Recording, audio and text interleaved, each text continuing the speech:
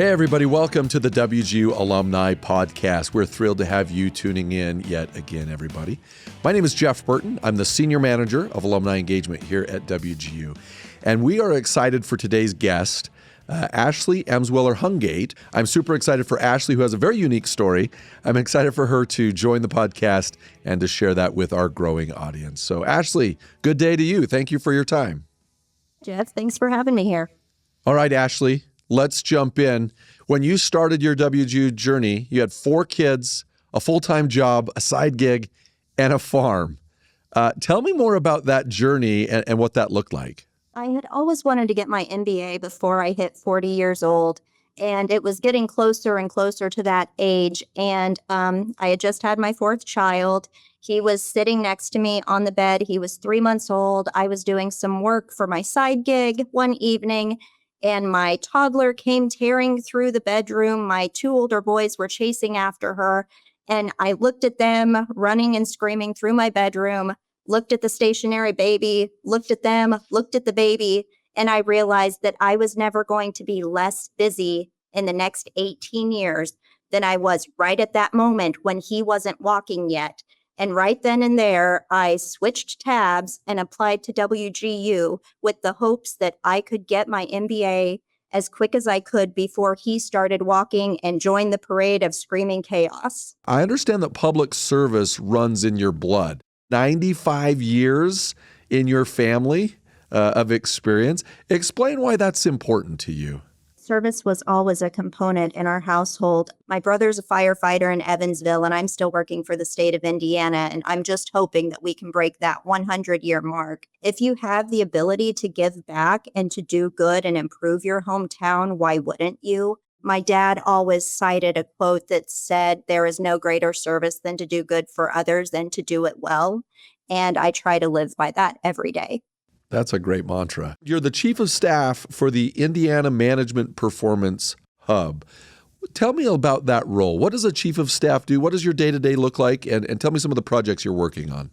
Sure. So the Indiana Management Performance Hub is the data and analytics support agency for all other state agencies, as well as some external researchers.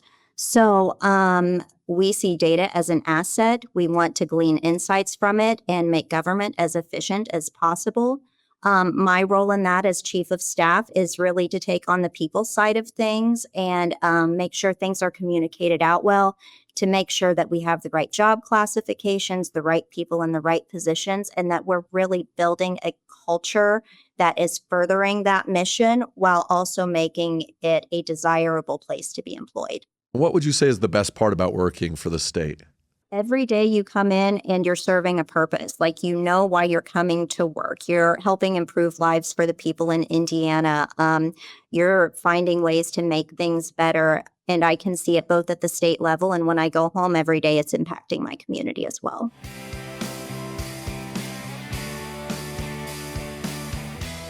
What inspired you to go back to school?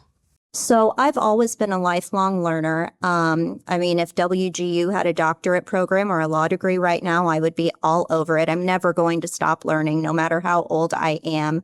But when I decided to go back and get my MBA specifically, I had been doing communications work for the state for quite a while. And it seemed like I just kept getting pigeonholed into communications only roles. And it was very frustrating for me because people were making assumptions about what my skill set and abilities were. And they weren't really taking into consideration that for a communications director to do a good job, they have to know more about the agency than anyone else. And so I decided that the best way to kind of break out of that mold was to go back and get my MBA and show that I could do the more financial, technical side of things as well. What held you back from doing it sooner? Life, 4 kids, Sure. finding the right program, because I live in the middle of Indianapolis and Cincinnati. So most traditional programs weren't going to fit my schedule or geographical location. I didn't want to be stuck in a classroom an hour away from my kids on weeknights on a set schedule.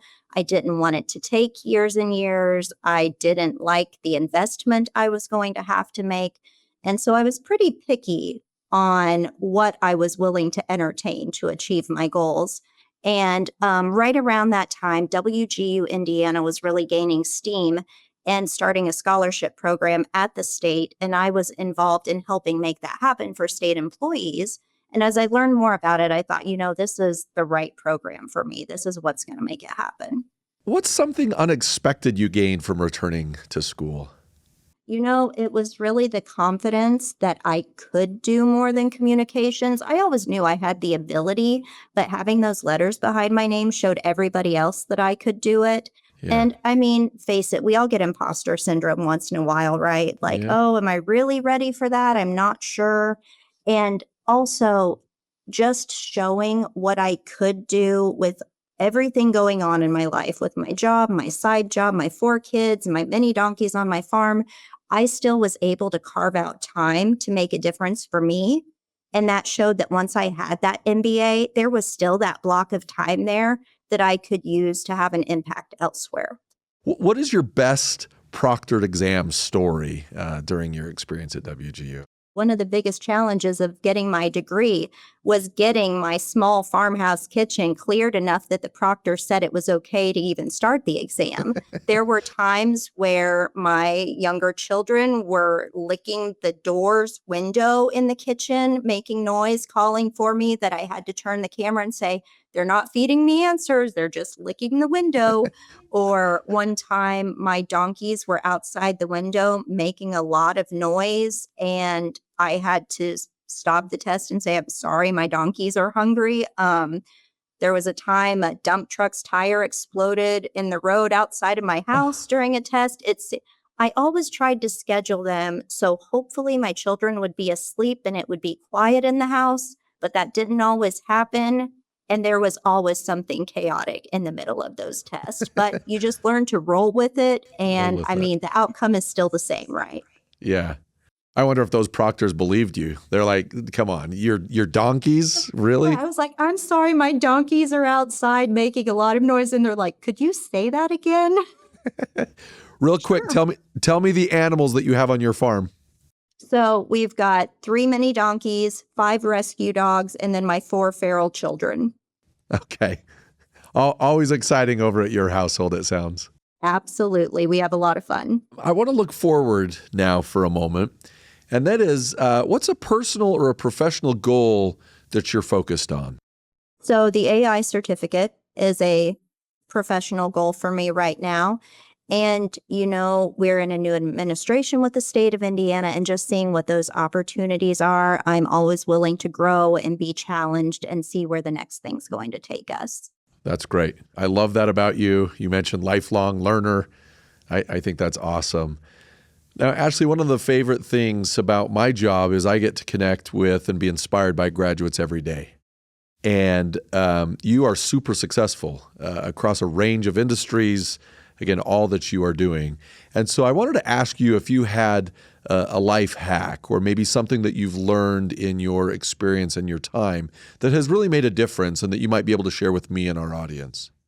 Oh gosh, I think one of my biggest ones is from my grandfather. He had a lot of funny sayings, but a lot of them rang true in life. And one of them was, he would always tell me when I was having a bad day, he goes, Ash, it takes just as much energy to have a good day as it does a bad day. So why don't you turn it around and use that energy to make it a good day? I love that. How often do you think about that advice? Oh gosh, every day. Every day I think about him and something that he has said. But I mean, I always go back to that whenever I'm in a mood, I'm in a funk, things aren't going well. That is the one I go back to. Nope. Use the energy to make it a good day. No, that's great. In addition to that advice and that life hack and that counsel, what advice would you have for someone that's maybe listening or watching this podcast, wondering if it's too late for them to pursue their dreams or their goals?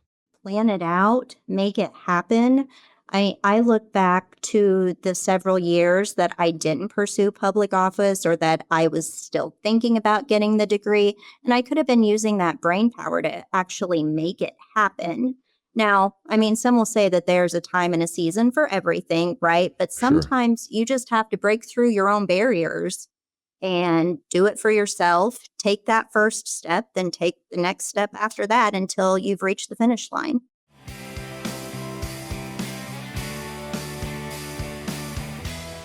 Ashley, you started the Statehouse market several years ago, and I understand it's still rolling on today. It's still super successful. Can you tell us a little bit about what that was and what it looks like? Sure. So back in 2012, when I was with the Indiana State Personnel Department, we had a lot of wellness initiatives happening. But one of the things we really wanted to address was getting fresh produce to our employees in a meaningful way. And we had about 16,000 state employees on our Indianapolis campus at the time. So we established a weekly farmers market from May to October, where we brought in a mix of local food trucks as well as farmers so that people could get a fresh lunch and then also shop for a healthy dinner. And when we first started doing that, it was amazing. The food trucks were selling out every single day. They had the best lunches of the week on our farmers market. People were buying up produce by the bagfuls. It was like they had never seen asparagus before. And it was just really exciting to see state employees gathering together, having fun, getting fresh food for their families to eat there and to take home. But then the coolest thing is that I didn't expect, we created this little agricultural ecosystem that was amazing. So if we could get the food trucks to agree to use some of our farmers' produce in their entrees, we would give them additional days at the market throughout the season. And so all of a sudden, you had these farmers partnering with these food trucks. They were making special dishes that featured whatever was in season, whether it was Van Antwerp's fresh tomatoes or somebody else's peaches. And to see them all working together and their businesses growing and expanding because of our market was so exciting to me. And it's now in its 12th year. They had to take a year off for COVID, but it's still going strong. It has grown and people still love it. It's a centerpiece of the west side of Indianapolis. All right, Ashley, we have a new segment, and I would like to tee this up. We're calling it From the Nest. First question for you, early bird or night owl? Early bird, definitely. Okay. First thing you do in the morning? Walk my dogs. What's one word to describe the moment you completed your WGU degree? Thrilling. Favorite late night study snack? Something crunchy. All right. Other than the one that you gave us from your grandpa, what is a quote or a mantra you live by? Another one from my grandpa is, you're never lost if you're not out of gas. I love. We could have a whole section on this. Love it. What's the best thing about working on a farm? I think it's really seeing my children learning the value of hard work, but also compassion and empathy towards the animals. Like, you maybe having a bad day, but the animals don't care. Like, they still need you and they're still going to love you. And so seeing the kids develop those skills is really important to me. Yeah, Plus, it's a lot of fun and we love being in nature. That's great. And lastly, what makes you proud to be a WGU alum? Oh my gosh. So WGU really serves the entrepreneurial spirit. It's full of builders, people that are willing to get things on their own timeline, on their own terms. They have to make it happen. It's not driven by anybody else. Like, WGU provides the infrastructure and all the support that you need, but you've got to go get it. And your degree is yours to do with what you want, and it is what you may get. What's one thing you love about your local community or the place that you call home? Sure. So the thing I love about Greensburg and Decatur County is people show up for each other. If they see a way to help and to make things better, they're going to show up and they're going to do it. Now, we're not all perfect and we don't always get it right the first time, but we work hard and we help each other. That's awesome. Ashley, this has been so great. It's been great seeing you again and connecting and having you share more of your story. As we conclude today's interview, I'd like to toss to you to give us the final word. Yeah. So as an 80s kid that has a little bit of neurodiversity thrown in there, when you told me I was going to have the final word, I kind of took it a little bit literally. And so Pee-wee's Playhouse used to have the secret word of every episode. And in season 3, episode 1, the secret word was now, meaning go do it now, apply now, get it done now. I love that. I don't think we've ever quoted Pee Wee Herman on this podcast, but Well, that's what you get when you invite me places. spot on. Great having you on. Continued success to you, Ashley. Thank you. Thank you. All right. Thank you for tuning in today. For more information about the WGU alumni community, we invite you to go to wgu.edu/alumni. Thank you for being part of our Night Owl Network, and thank you for tuning in today. Have a great day, everybody. Thank you for listening to the WGU Alumni Podcast.